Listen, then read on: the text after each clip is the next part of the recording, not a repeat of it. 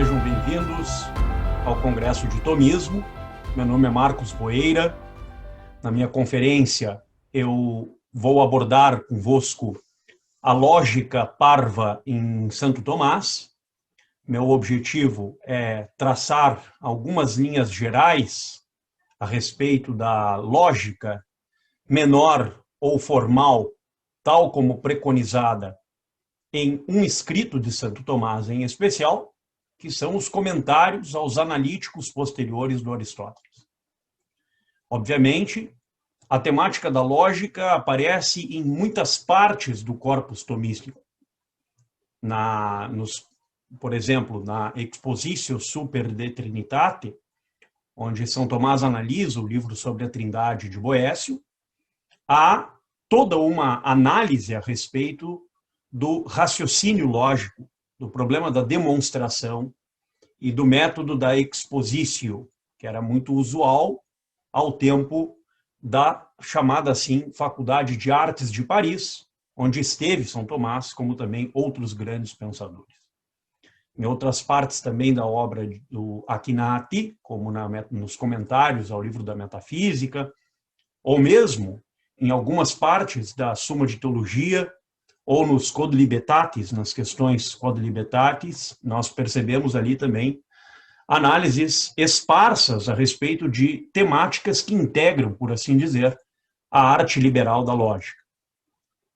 Nesta exposição, eu vou privilegiar os comentários aos analíticos posteriores, que é justamente onde o São Tomás analisa de perto, através, obviamente, de um método bastante preemente neste tempo, que é o método da expositio, a lógica do Aristóteles, em especial a lógica formal, que São Tomás recebe no escopo metodológico de sua, digamos, análise sobre a ciência, em especial a ciência chamada assim Teologia Nostra, que é a filosofia primeira, ou a filosofia especulativa, por assim dizer, a metafísica, como também em outras partes da sua ópera Omnia.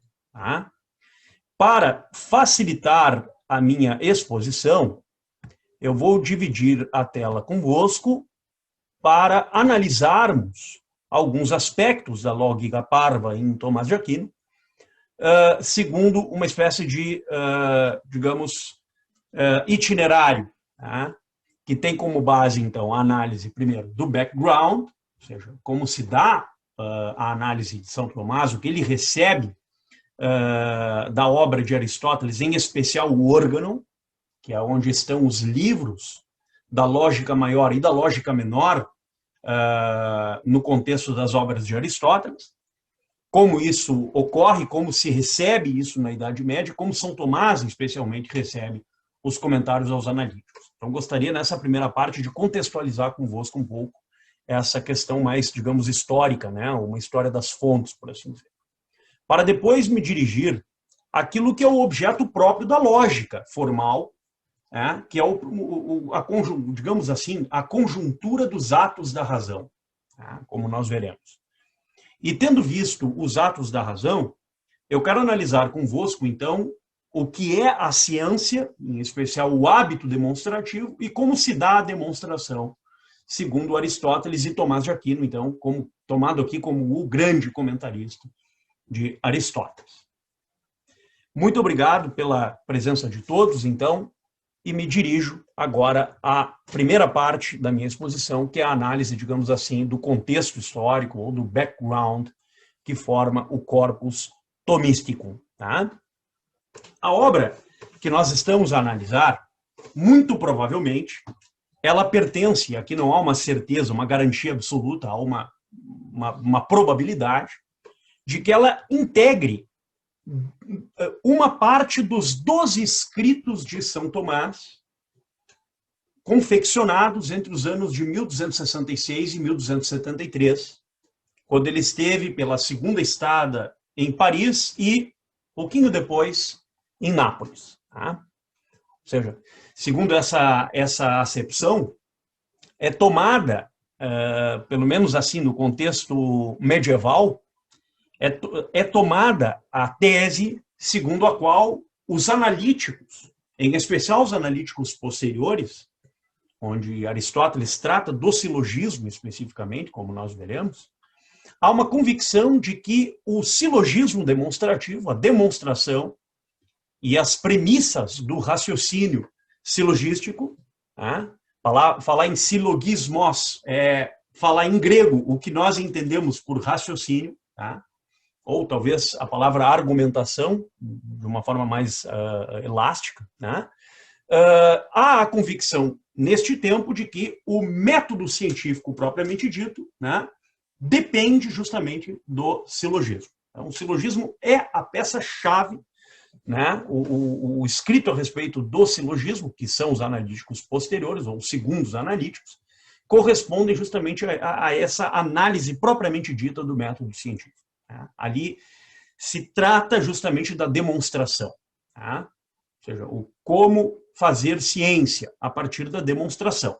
Então, na lógica clássica, nós temos a lógica maior, onde está a dialética, a retórica e até, sob certo aspecto, a poética, e a lógica menor, que se dedica ao estudo da demonstração, né?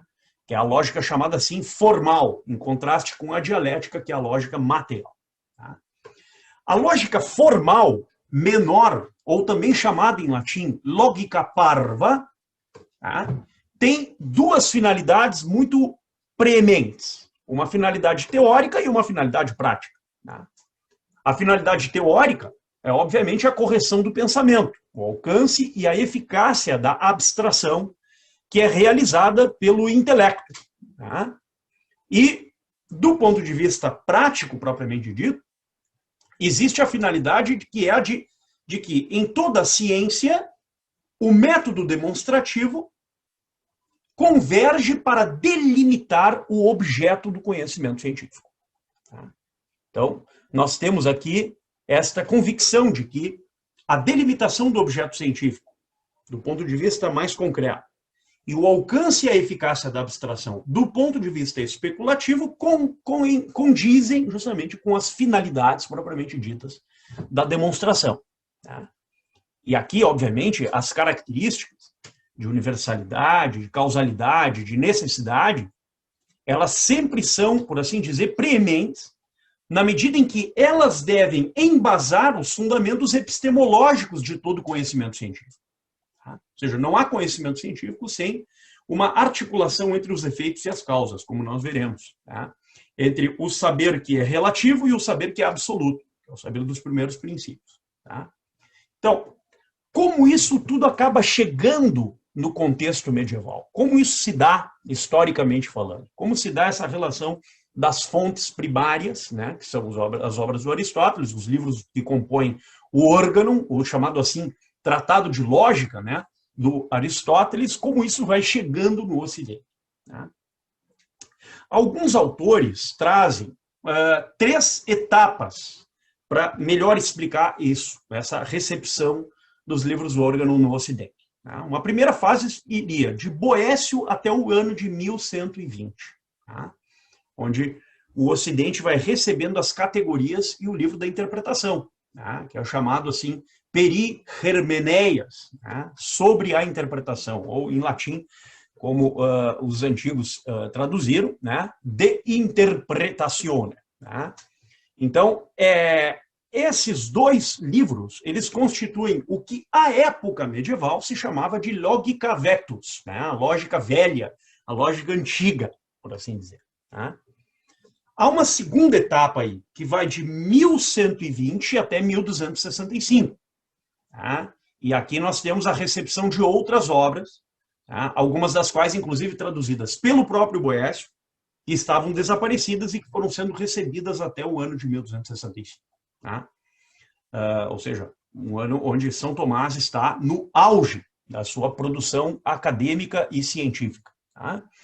E esses livros compõem o que à época se chamava a lógica nova. Tá? Então, em contraste com as categorias e o livro sobre a interpretação, esses outros livros compõem a chamada lógica nova, né? A lógica nova, lógica atual, que são os analíticos anteriores, né? Os analíticos posteriores, o livro dos tópicos e os elencos sofísticos ou refutações sofísticas, se quiserem. Tá? Veja que a partir de 1220, que é uma data emblemática dentro desse segundo período, surgem os analíticos posteriores e o livro da retórica. Tá? O livro da retórica, que é um livro fundamental nesse diapasão. Então, tanto os analíticos posteriores como os tópicos, os anteriores e os elenchi sofísticos, né, que são os livros das refutações sofísticas, compõem justamente o que à época se chamava a lógica nova. Tá? Não vai dar tempo de explicar aqui, mas lembremos que nós estamos num período onde a lógica sofre algumas transformações, principalmente com a obra de Petrus Hispanus, tá?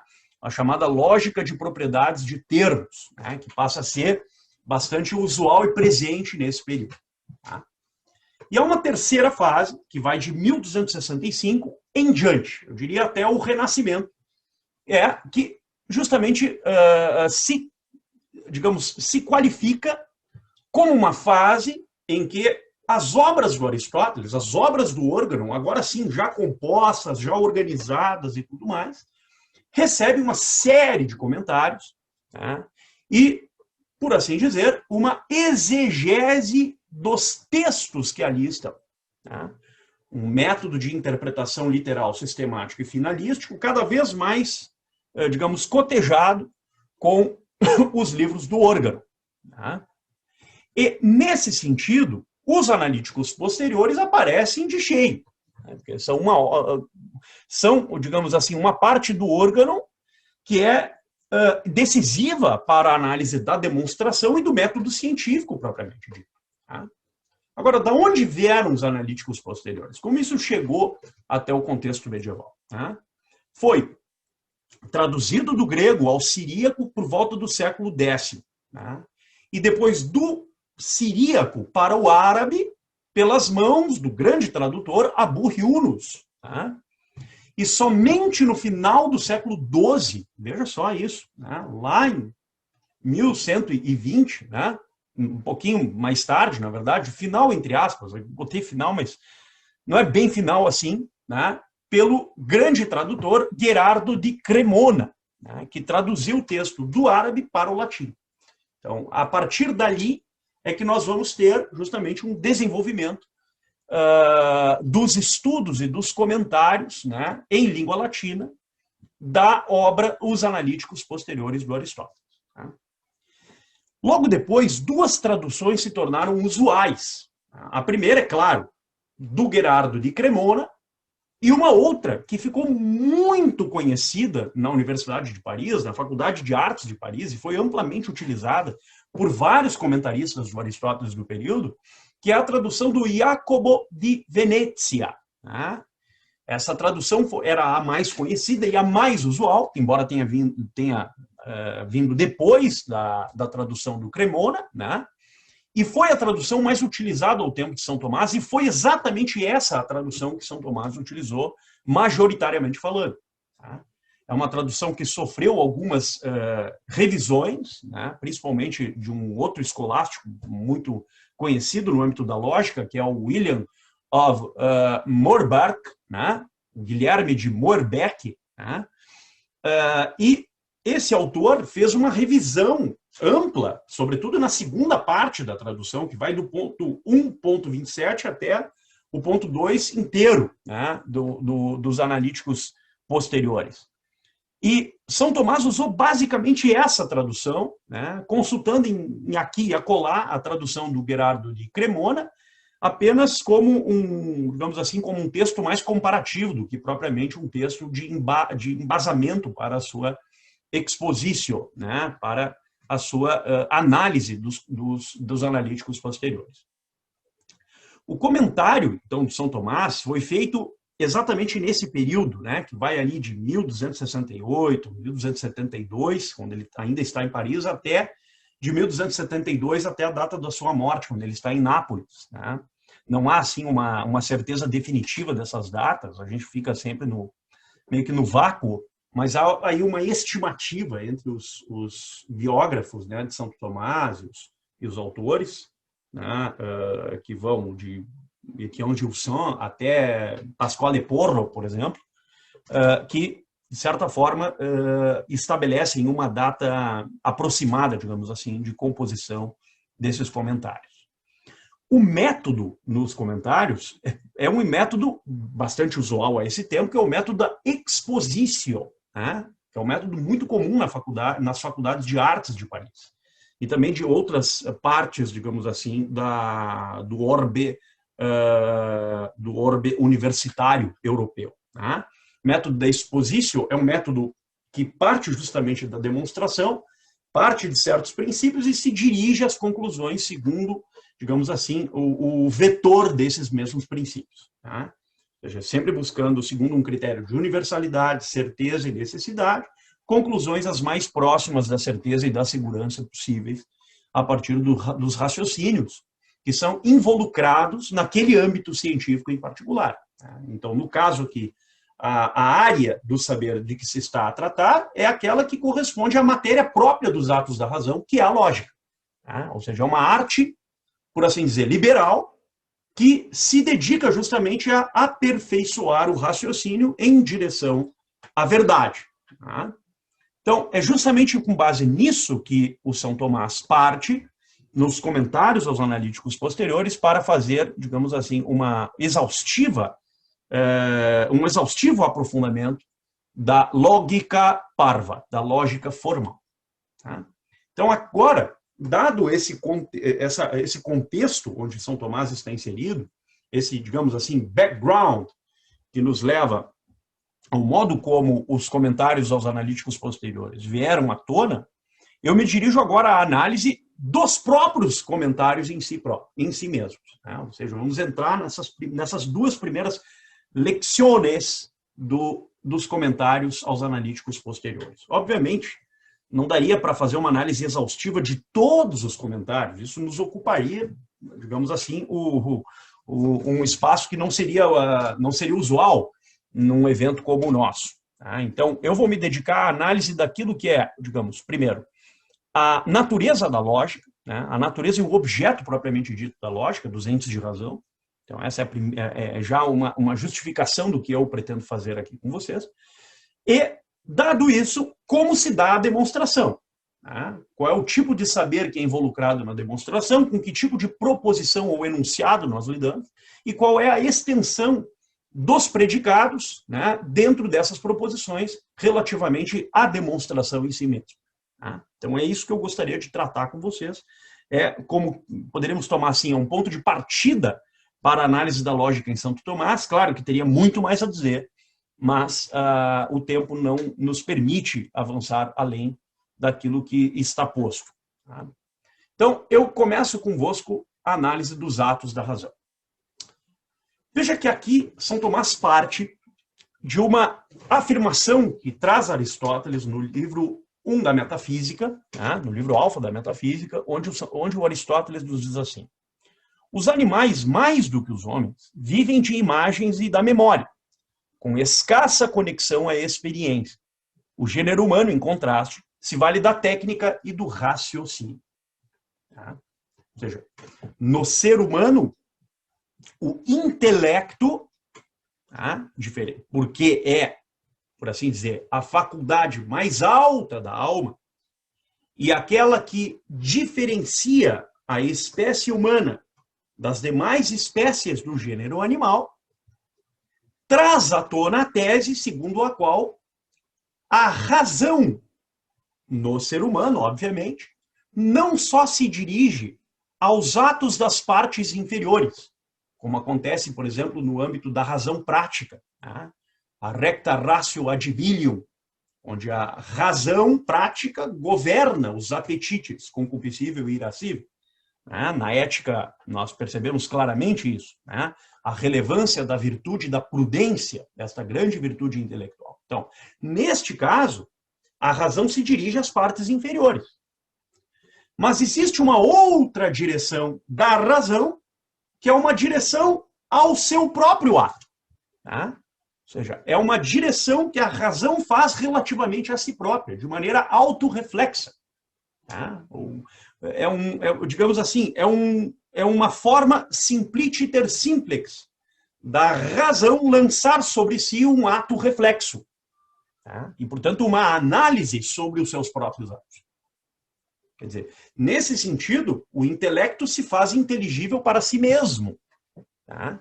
Assim, e aí São Tomás diz claramente assim como as artes em geral dirigem o ser humano a um fim de modo ordenado e reto, tá? Quer dizer, a arte é o quê? É a técnica, né? Techné, é uma virtude intelectual que é, por assim dizer, produtiva. Tá?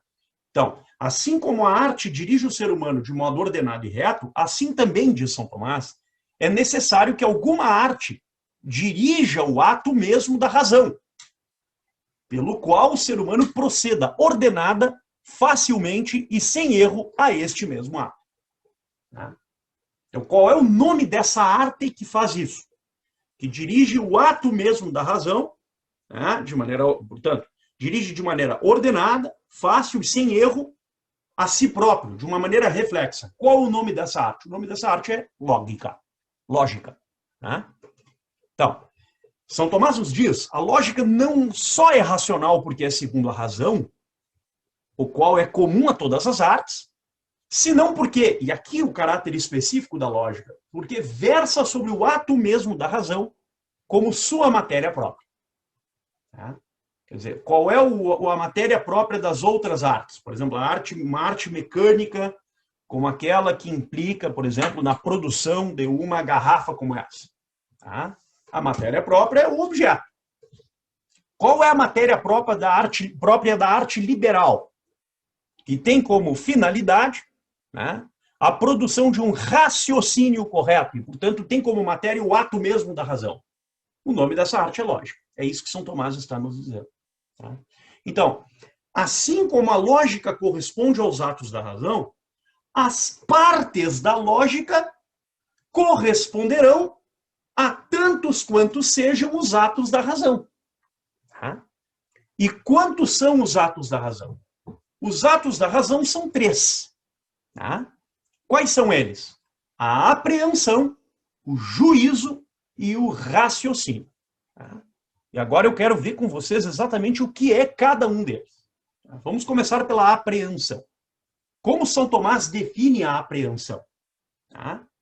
Veja que a apreensão, isso é importante a gente já saber de início, né? A apreensão e o juízo são atos da razão enquanto certo intelecto, ao passo que o raciocínio é um ato da razão enquanto operacional. Tá? Quer dizer, nos dois primeiros é o intelecto operando pela razão, vamos chamar assim grosso modo. Enquanto no terceiro, o raciocínio, é a razão operativa propriamente dita, tá? Que, apoiada nos dois anteriores, se dirige justamente a conclusões. Vamos ver o que é cada uma dessas atualidades da razão. Então, só a grosso modo, antes de entrarmos, assim, de maneira didática. O que nós temos? Nós temos o intelecto e suas operações. Tá? Quais são as operações do intelecto? A razão especulativa, a razão prática e a razão produtiva ou techné, ou arte. Tá? Quais são as virtudes intelectuais? São 5. O entendimento ou intelecto, tá? Que tem o conhecimento imediato daquilo que é evidente, que nós vamos ver daqui a pouco o que é, são os primeiros princípios. A sabedoria, que se dirige a uma conclusão segundo um juízo universal. A ciência, que é a terceira virtude intelectual, que se dirige a um conhecimento do que é singular ou particular. A prudência, que é uma virtude intelectual própria da razão prática, do agir prático moral. E a arte, né, que é uma virtude intelectual destinada à produção de um objeto. Né? Seja ele um objeto cognoscível, um ato da razão, no caso, a arte liberal da lógica, seja um objeto externo, né? Como são, por exemplo, algumas artes mecânicas. Né? Então, as virtudes intelectuais, as 5 virtudes intelectuais, que Santo Tomás vai analisar, né, lá na Suma Teológica, estão aqui como que na antessala dos 3 atos da razão. A apreensão, o juízo e o raciocínio. Nós vamos ver agora o que são. Então, a apreensão, o que que é? Em primeiro lugar, apreensão, uma ação do intelecto, a inteligência dos indivisíveis e incompletos, de acordo com a qual se concebe que é uma coisa. Tá? Então, é a informação intelectual ou a imaginação que é um dado pelo intelecto. Tá? Então, o que, que se tem na apreensão? Na apreensão, eu capto o ser, ao captá-lo, eu, na imaginação, formulo o fantasma, do fantasma, o intelecto conduz a uma espécie inteligida impressa, que é o objeto propriamente dito, o objeto cognoscível, né? Aquele objeto, aquela substância que agora é tomada como uma espécie inteligível impressa, e daí a sua consideração universal como verbo mental, ou como conceito intelectual, que é o que o São Tomás chama de espécie inteligida expressa, que é o conceito ou a definição universal desse objeto. Tá? E, portanto, aqui reside a, digamos assim, designação da diferença específica, da espécie, né, propriamente dita, no sentido essencial. Então, a espécie inteligida impressa designa a substância, a espécie inteligida expressa designa a essência. Tá? Então, a apreensão é esse primeiro ato da razão que, como o próprio nome diz, apreende a coisa. Tá? Apreende de maneira indivisível e incompleta. E porque o faz, ela apreende a substância e, ao fazê-lo, né, também o faz relativamente aos predicamentos ou às categorias, né, as 10 categorias, que são a substância e os acidentes, né, os 9 acidentes, que são modos de ser daquele ente concreto, daquela substância. Tá? E aqui são vários acidentes. Né? Qualidade, quantidade, tempo, lugar, relação, hábito, posição, paixão, etc. Tá? Então, os acidentes e a substância aparecem aqui em primeiro lugar para a formação, digamos assim, do conceito. Tá? O que é a formação do conceito? É a formação do sujeito e do predicado. Então, a apreensão do objeto nos leva ao conceito intelectual. Tá? Só que há um segundo ato da razão que sobrevém a partir disso, que é o juízo. Tá?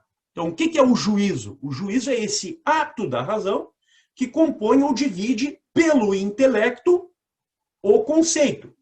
Tá? Como que julgando a verdade ou falsidade desse enunciado. Né? E é somente a partir daqui que nós vamos ter uma coisa chamada proposição. Propositio. Tá? Proposiciones. Então, o que é a proposição? A proposição é um conceito dotado de valor de verdade ou de falsidade. Tá? Justamente porque o predicado está ou não está, né, articulado pela cópula, pelo verbo ser, com o sujeito. Tá? Veja que o juízo, que compõe e divide conceitos e definições, é uma etapa decisiva para a formulação do valor de verdade. Sem o juízo, nós não temos lógica. Tá? A lógica, por assim dizer, começa aqui, propriamente falando, tá? No sentido mais específico. Claro que a lógica leva em consideração tudo, os 3 atos da razão, porque são 3 partes suas: o conceito, o juízo e a proposição, né? E os raciocínios posteriores, como nós vamos ver agora. Mas o juízo é como se fosse um divisor de águas, tá? Porque é aqui que nós temos, pelo intelecto, a composição ou divisão dos conceitos, segundo os sujeitos e predicados. Tá? E, portanto, segundo não apenas mais os predicamentos ou categorias, mas também os predicáveis, né? Que Aristóteles falou em próprio gênero, espécie e acidente, e o Porfírio, né, mais tarde, vai aperfeiçoar um pouco isso. Tá?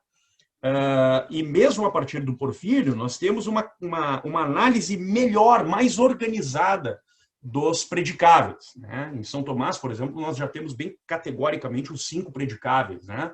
Que são usuais nesse período no contexto medieval. Né? O Petrus Hispanus também, na Súmula Elodicalis e no Tratado do Sinhaltegoremata, traz bem claramente essa questão dos 5 predicáveis, né? Que são gênero, diferença, espécie, indivíduo e acidente, né? Então, a partir do juízo, nós passamos a ter uma consideração sobre isso. No órgão, aonde o Aristóteles vai lidar com o problema do juízo de maneira mais categórica e cristalina? No livro sobre a interpretação. Tá? A partir do Perihermenés, começa especificamente uma análise a respeito desse segundo ato da razão, que é o juízo. Tá? E há um terceiro ato da razão, que é a razão enquanto operativa ou operacional, propriamente dita, que é o chamado raciocínio. Tá? É um ato que se dá segundo o que é próprio da razão, de São Tomás. Discorrer de um lugar ao outro. Né? Então, vai de um lugar a outro, né? De forma que desde o que é conhecido se chegue ao que é desconhecido. Então, o que é conhecido, em primeiro lugar? O que é conhecido, em primeiro lugar, são os primeiros princípios. Tá? E dos primeiros princípios, nós nos dirigimos às conclusões. Tá? Então, quais são os livros do órgão onde isso aparece? Isso aparece em todos os demais livros do órgão. Né? Na lógica menor ou formal, os analíticos primeiros e posteriores, os primeiros analíticos anteriores e os segundos analíticos posteriores, no caso. Depois, na lógica maior, na dialética, o livro dos tópicos, tá? Também a retórica e a poética, e, por fim, a corrupção dos raciocínios que se dá na análise dos elencos, ou das chamadas, assim, refutações sofísticas, onde existe uma análise um tanto exaustiva sobre o problema das falácias, né? Os sofismas. Então, veja que coisa interessante isso, né? E aqui São Tomás usa uma espécie de analogia entre a filosofia da natureza e a lógica, né? Entre a física e a lógica, né? Que é essa passagem que está no livro da Física, né? No ponto 194a, no segundo livro, segundo Physicorum, né? Do Aristóteles, onde ele tem essa seguinte afirmação, né? Que eu, inclusive, tirei essa tradução da tradução feita pelo professor Lucas Angioni, né, da Unicamp, que para mim é a melhor tradução já feita para o português aqui no Brasil, que diz o seguinte: visto que a técnica imita a natureza e que compete a uma mesma ciência conhecer a forma e a matéria, até certo ponto, também a ciência natural compete tomar conhecimento de ambas as naturezas. Então, o que quer dizer com isso? Quer dizer que se a técnica imita a natureza, há, entre os atos da razão que compõem a lógica e suas partes, há uma correspondência analógica com os atos da natureza. Tá? Então, quais são os princípios da natureza de São Tomás? Né? Matéria, forma e privação. Então, como os atos da natureza se articulam com os atos da razão? Vamos ver aqui de maneira organizada no quadro. Tá? Atos da natureza são 3, assim como também o são os atos da razão. Atos da natureza. Primeiro ato, que é uma proposição, né, a respeito da física. A natureza de São Tomás obra por necessidade, de modo que não pode falhar. Tá? Então, o que nós temos aqui? Que há um grau de necessidade nextido, aquilo que não pode ceder, aquilo que não pode ser transposto, aquilo que é, portanto, intransponível, tá? Na natureza. Tá? Quer dizer, sob certo aspecto, há um ato da natureza onde a natureza obra por necessidade, isto é, ela não pode nunca falhar. Tá? Como é que nós estabelecemos isso do ponto de vista cognoscitivo? Ou seja, como há uma correspondência analógica com os atos da razão quando nós tomamos esse primeiro ato da natureza? Nós chegamos ao primeiro ato da razão, né, que se dá ao modo de apreensão, mas que nos conduz a uma certeza absoluta, a um grau absoluto de necessidade. Tá? Então, nesse caso, ali na techné, na lógica, na ars lógica, nós temos a razão induz a necessidade, qual não é possível que se dê falta de verdade. Tá? Devido a este processo, a ciência adquire certeza. O que nós estamos falando aqui? Nós estamos falando daquilo que São Tomás e outros escolásticos chamavam de ars judicativa. A arte do juízo, ou a arte judicativa. O juízo se dá com certeza de ciência. Quer dizer, ao dividir e compor os conceitos, há um grau absoluto de certeza aqui. E por que há esse grau absoluto de certeza? E aqui que é o ponto central.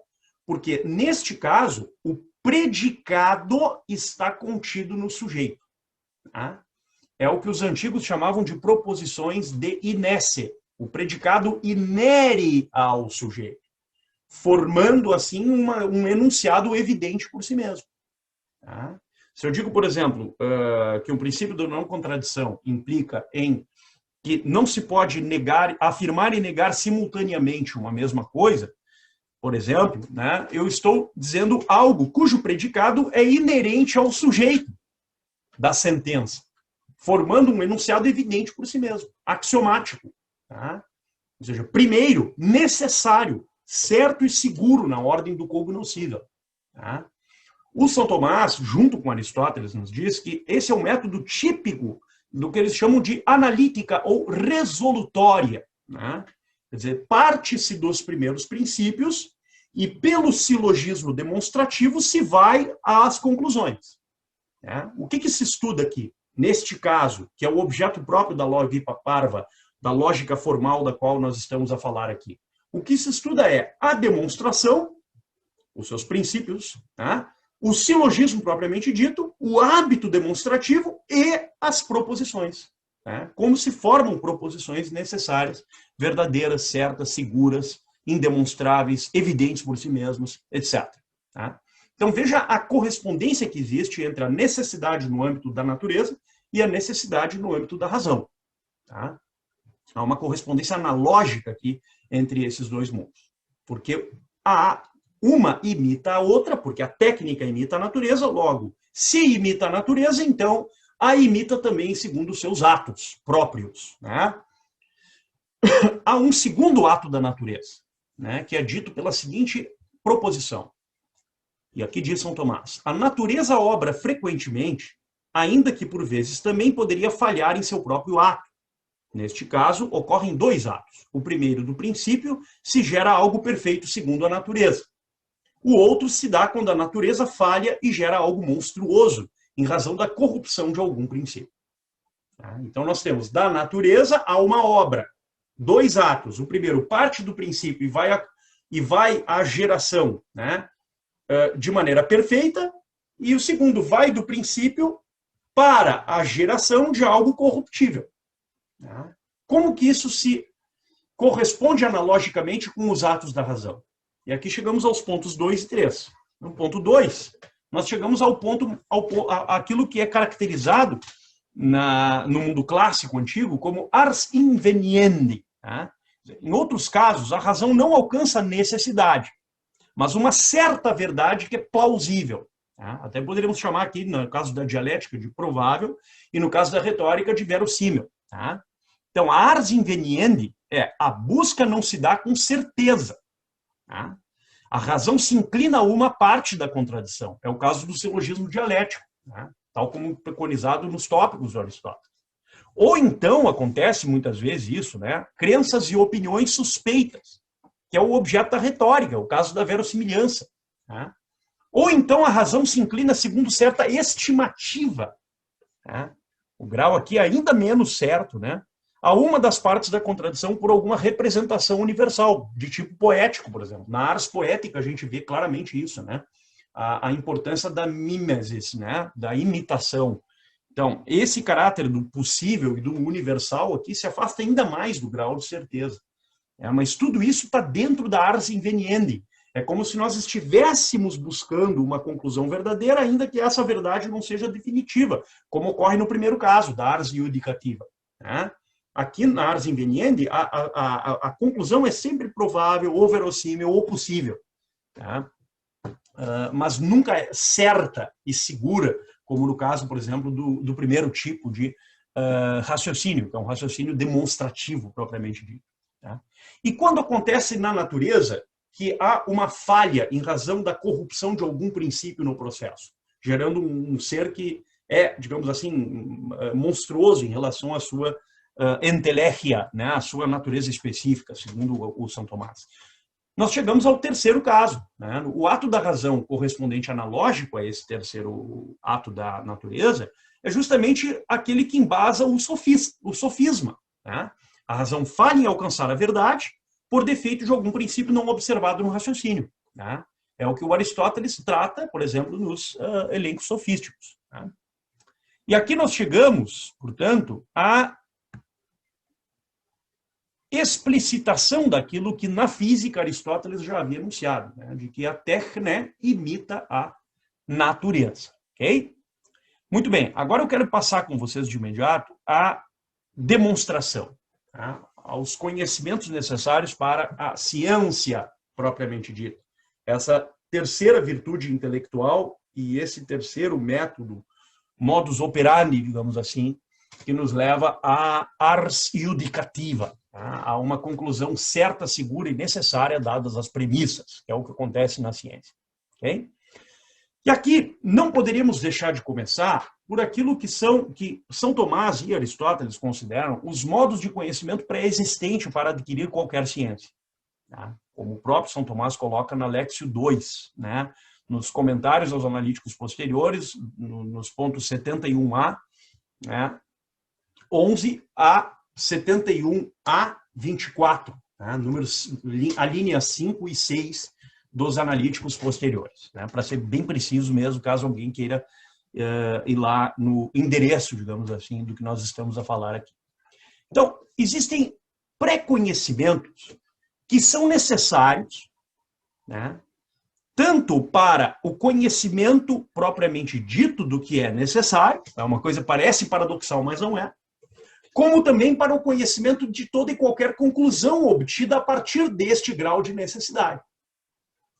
Por exemplo, se eu quero formar um silogismo com duas premissas e uma conclusão necessária às premissas, como ocorre, por exemplo, com o exemplo que o próprio Aristóteles nos traz, premissa maior, todo ser humano é mortal. Premissa menor, Sócrates é ser humano. Conclusão, Sócrates é mortal. Então, o que nós temos aqui? Nós temos aqui uma articulação entre os predicáveis. Em primeiro lugar, entre a espécie e o gênero, ser humano e mortal, gênero, o indivíduo, né? E a espécie e o indivíduo e o gênero, né? De modo que sempre o sujeito e o predicado, né, são articulados dentro das premissas e na passagem, no modus ponens, na implicação das premissas à conclusão, de maneira necessária. Isso ocorre porque a extensão dos termos do indivíduo, da espécie e do gênero são compatíveis com os predicáveis na proposição. Então, todo ser humano é mortal. Toda espécie humana pertence ao gênero dos mortais. Ou seja, o gênero dos mortais é maior do que a espécie humana. Sócrates, todo ser humano é mortal. Sócrates é ser humano, isto é, o indivíduo Sócrates pertence à espécie humana. Logo, o indivíduo Sócrates pertence ao gênero dos mortais. Justamente porque o gênero é maior do que a espécie. Então, os predicáveis aqui são tomados por articulação na composição das duas premissas e, portanto, dos termos que a compõem, como também a conclusão. Então, o termo maior, o gênero, o termo médio, a diferença específica, ou espécie, e o termo menor, o indivíduo. Muito bem. Dado isso, o que é necessário que nós saibamos antes de começar um raciocínio desse tipo? Antes de começar a bolar, a montar uma demonstração com duas premissas e uma conclusão necessária dadas essas premissas. O que é necessário, portanto, antes de qualquer ciência, dado que toda e qualquer ciência, segundo Aristóteles e segundo São Tomás, né, são realizadas e constituídas dessa forma. utilizam esse método para a obtenção de certos resultados. Tá? Ou seja, o que define uma ciência? Os seus conceitos. O que são os conceitos? As diferenças específicas. O que são as diferenças específicas? Tá? São as diferenças existentes dentro de um gênero. Tá? Então, como tal, a ciência se distingue de outra ciência pelo objeto que corresponde ao conceito, que é a diferença específica, que, por sua vez, embasa os fundamentos epistemológicos dessa própria ciência e os seus princípios correspondentes. Tá? Então, é disso que São Tomás parte para a análise da ciência e o que são os conhecimentos necessários previamente para que a ciência se realize. Então, vamos a eles. Pré-conhecimentos necessários para o que é necessário conhecer para obter o conhecimento da conclusão, cuja ciência se busca. E o pré-conhecimento da conclusão mesma, cuja ciência é perquirida por demonstração. Tá? Então, quais são os 3 pontos postulados básicos de toda e qualquer ciência? São 3. Princípio, sujeito e paixão. Tá? Ou seja, na ordem do cognoscível, o princípio vem antes, depois o sujeito e depois a paixão. Tá? Então, esses 3 postulados são necessários para a obtenção da conclusão no silogismo. Tá? E como que isso acontece? Para ver isso, nós temos que ver o seguinte. Existem 2 modos de pré-conhecimento, tá? Segundo São Tomás. E aqui é São Tomás comentando Aristóteles. Primeiro modo de pré-conhecimento, o que São Tomás chama de quia est, ou seja, que algo é. Então, esse é o primeiro modo de pré-conhecimento. E o segundo modo de pré-conhecimento é quid est, e o que é. Então, que algo é e o que é. Tá? Necessário, portanto, pré-conhecer de 2 modos, que algo é, e 2, o que é. Vamos ao primeiro caso, que algo é. Do que nós estamos falando aqui? Que tipo de pré-conhecimento é esse? Esse pré-conhecimento é o que nós chamamos de a verdade dos primeiros princípios. Existem certos princípios que são, para nós, evidentes, indemonstráveis, porque não há nenhuma causa anterior a eles e para além deles. Eles são axiomáticos, porque são primeiros na ordem do cognoscível. E são causais, porque somente a partir deles é que nós chegamos ao efeito, ou ao resultado, ou a qualquer conclusão. Tá? Esses princípios são imediatos na ordem do cognoscível, porque a virtude intelectual do intelecto, ou entendimento, os capta de uma forma imediata. Diferentemente do outro modo de conhecimento empírico, que começa nos sentidos e vai para a imaginação, para o universal e daí para o objeto propriamente dito do conhecimento. Que é o conhecimento, por assim dizer, experimental. Tá? Então, há 2 modos, por assim dizer, do conhecimento. O conhecimento ulterior, que é esse adquirido mediante um processo que começa na sensibilia e vai até a imaginabilia, e dela para a inteligibilia, para o inteligível, e esse outro, que é o pré-conhecimento, que se dá de forma imediata, quando o intelecto capta de forma evidente os primeiros princípios. E o faz porque esses primeiros princípios são evidentes por si mesmos. Tá? O predicado de cada um deles está contido no sujeito da oração. Okay? Exemplos. Né? Princípio de não contradição. Eu não posso afirmar e negar simultaneamente uma mesma coisa, como verdadeira. Tá? São Tomás, nos comentários aos analíticos, ele dá como exemplo o princípio do terceiro excluído. Interessante. Né? Ele diz literalmente assim, qualquer coisa tem afirmação ou negação verdadeira. Tá?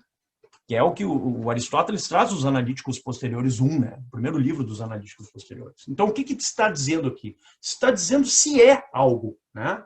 O que nós estamos aqui a perceber? Nós estamos a perceber o ser. Tá? Quer dizer, o que isso diz? Isso nos diz que algo é. Tá? Não o que é, mas que algo é. E o que algo, para dizer que algo é necessário que eu parta de um princípio evidente, chamado princípio de não contradição, princípio do terceiro excluído, princípio de identidade. Tá? Na geometria, por exemplo, o princípio de que o todo é maior que a parte, e daí por diante. Tá? São todos princípios, por assim dizer, evidentes. Claro que a lógica simbólica atual utiliza sistemas que lidam bem com os opostos, né? Os contraditórios ou os contrários, e, portanto, derroga os princípios evidentes de contradição, de identidade, de terceiro excluído, mas para o estabelecimento de lógicas binárias ou mais, né? Que lidam justamente com lógicas paraconsistentes, lógicas paracompletas, etc. Mas nós não vamos falar disso porque não é o objeto da nossa, enfim, análise aqui. O objeto da nossa análise é a lógica tal como preconizada nos comentários de São Tomás. Então vamos ficar restritos aí. Okay? Então, esse é o primeiro caso, a verdade dos primeiros princípios. Há um segundo pré-conhecimento necessário para o hábito demonstrativo da ciência, que é a ciência. Que é o que o São Tomás chama de significado dos nomes. E aqui o conhecimento não é que algo é, que é algo atinente aos primeiros princípios, mas o que algo é. Tá? Quer dizer, o que esse algo significa pelo nome, pelo sujeito e pelas paixões, portanto. Trazendo aqueles três postulados, o primeiro corresponde aos princípios, e os 2 e o 3 ao sujeito e às paixões, que estão aqui. Tá? Então, o que eu estou perquirindo aqui, nesse segundo pré-conhecimento necessário para a ciência? Eu estou perquirindo qual é a essência do ser. Não o que é, mas o que é. Tá? Quer dizer, nós pré-inteligimos o que significa pelo nome, as paixões de algo. Tá? Diz que é o que se diz, que é exatamente o modo universal de referir-nos ou de designarmos a causa formal, que é a essência. Tá? Então, qual é a causa formal do ponto de vista individual? É a forma, é a substância. Tá? Qual é a causa formal do ponto de vista universal? A essência, que corresponde ao conceito, ao nome daquilo que é. Tá? Então, o nome daquilo que é condiz com um enunciado cujo predicado corresponde ao sujeito e que me dá uma afirmação sobre o que é. Só que essa afirmação supõe o quê? Supõe um nome. Um nome através do qual esse algo é significado como pertencente a uma espécie, a uma diferença específica. E, portanto, a um gênero. Tá? Veja que, para a lógica, portanto, o ser antecede a essência. O tipo de operação cognoscível difere, no caso, entre a filosofia da natureza, a física e a lógica. Para a lógica, o ser antecede a essência justamente porque os primeiros princípios, que são imediatos, vêm antes daquilo que é o segundo lugar, o sujeito e as paixões, ou seja, os nomes, o significado. Né? Da verdade de que algo é, nós vamos ao significado daquilo que é. Então, é somente a partir dessa constatação de dois modos de pré-conhecimento necessários para toda e qualquer demonstração é que nós podemos falar em lógica. Por isso que, na lógica, o ser antecede a essência. Né? Algo precede a questão sobre o que é, como diz São Tomás. Né? Então, o que é o sujeito e o que é a paixão nisso? Né? O sujeito se define em si mesmo. Né? Quer dizer, na sua definição não se põe nada que esteja fora de sua essência. Ao passo que na paixão, ele se define por uma dependência ao sujeito que se inclui em sua definição. Né? Claro, é um acidente, então logo nós estamos falando de algo que se inclui por dependência. Né? Que nada tem a ver com o per accidentes dos escolásticos, mas isso é um outro problema. Okay? Muito bem. Os princípios, então, são conhecidos pelo ato de compor e dividir. É a apreensão imediata e o juízo que recai sobre eles. Quer dizer, a apreensão imediata, o intelecto, primeira virtude intelectual, que é o entendimento, o intelecto. Que a palavra é um pouco paradoxal, justamente porque ela embasa a faculdade e embasa a virtude. Então, a mesma expressão é utilizada aqui para dizer duas coisas que são correspondentes, mas diversas. Então, o intelecto apreende imediatamente os princípios. E na sabedoria, que é a outra virtude intelectual, o juízo vem e pode, inclusive, julgar os primeiros princípios, avaliá-los. né? Porque isso é um ato próprio da sabedoria como virtude intelectual. Né? Então, no caso dos princípios que são axiomáticos ou evidentes por si mesmos, esses primeiros princípios, o ato de compor e dividir é próprio da apreensão imediata e do juízo. Tá? E somente depois disso é que nós somos capazes de ir até a conclusão. Tá? Então, o sujeito e a paixão entram em cena pelo ato que apreende o que é aquilo que é, né? Que é a essência. E é justamente a partir daqui que o raciocínio vai, dadas duas premissas, se dirigir a uma conclusão necessária e, portanto, verdadeira. Então, nesse sentido, existem dois sentidos para a palavra saber, né? Sabedoria. Um sentido absoluto e um sentido relativo. Tá? O sentido absoluto se dá quando nós sabemos em si mesmo, por causa dos primeiros princípios. Ao passo que o sentido relativo condiz com aquilo que na geometria, ou mesmo na filosofia da natureza, nós dizemos a parte no todo, né? E no caso das categorias, o acidente no sujeito, e no caso do raciocínio demonstrativo propriamente dito, o efeito na causa, né? As conclusões a respeito dos primeiros princípios. As conclusões tomadas como efeitos a partir das suas causas, que são os primeiros princípios. Tá? Então, veja, o saber absoluto e o saber relativo. Tá? E é somente a partir disso que nós temos o hábito demonstrativo, né? Segundo São Tomás. E a passagem que São Tomás seleciona para analisar o hábito demonstrativo, o hábito da ciência propriamente dita, veja que, como toda virtude intelectual, a ciência é um hábito, né? É um hábito qualificado de bom, e como tal é definível, e como definível esse hábito, né, supõe uma relação de causa com efeito. Então nós temos aqui a passagem do segundo livro de física, né, que São Tomás extrai do Aristóteles, no ponto 195a, nas alíneas 18 e 19, onde o Aristóteles diz assim: do mesmo modo, qualquer das partes é causa do todo. As premissas, isso para o hábito demonstrativo, as premissas, as proposições do silogismo, são causa da conclusão. Tá? Então, assim como nós temos uma relação causal entre os primeiros princípios e as conclusões, há uma cadeia aqui, né? E eu não vou usar a expressão inferencial, porque na lógica simbólica isso poderia ser entendido de outra forma, vou ficar apenas no campo aristotélico propriamente dito, né? Há um encadeamento de causas até chegar no último efeito, que é a conclusão. Tá? Então, aqui, nós sempre raciocinamos, do ponto de vista demonstrativo, pela articulação da causa e do efeito. Então, o saber se dá por causa e por efeito. Tá?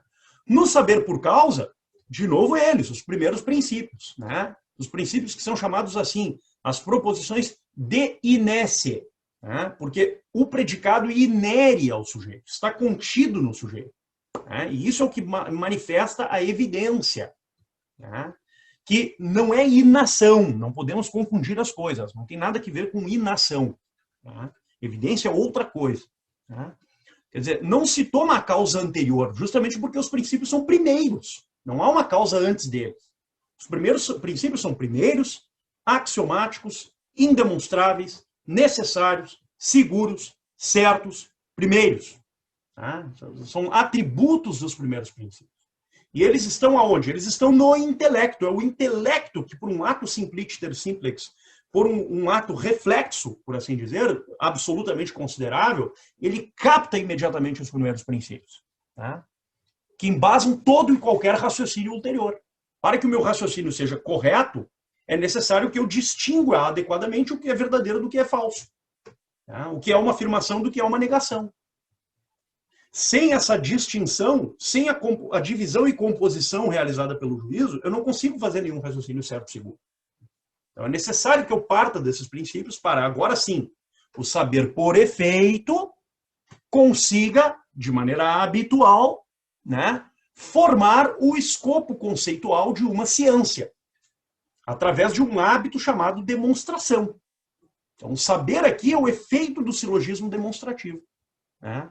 E a razão aqui, diferentemente de concebida ao modo intelectual propriamente dito, que é o caso da apreensão imediata e do juízo, agora é o raciocínio e, portanto, o silogismo que, partindo de premissas, vai até a conclusão. Tá? Eu fiz aqui um esquema para facilitar, né? Quer dizer, nós partimos de princípios que são evidentes. Então, a causa mais conhecida, que é algo e o que é, né? Que são os dois modos pré-concebidos.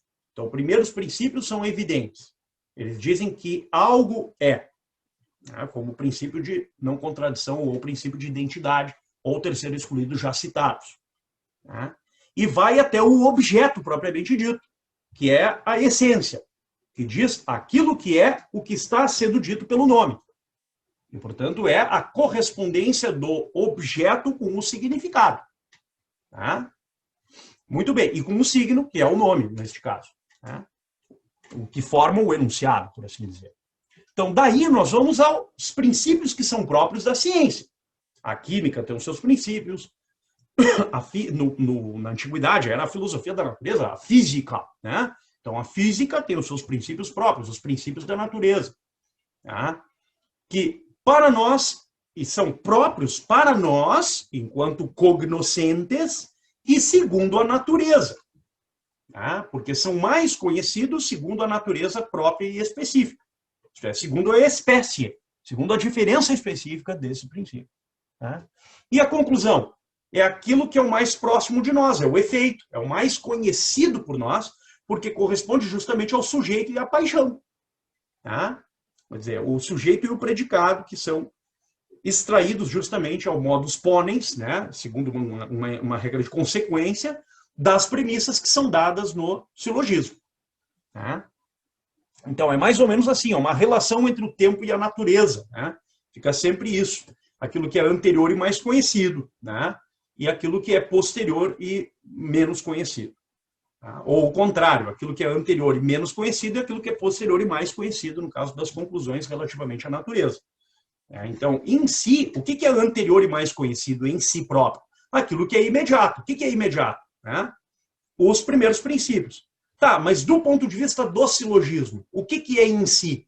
Em si são os chamados entes de primeira e segunda intenção, que formam os entes de razão. O que são isso? É aquilo que os antigos chamavam, e São Tomás chama de os predicáveis, né? Que são 5.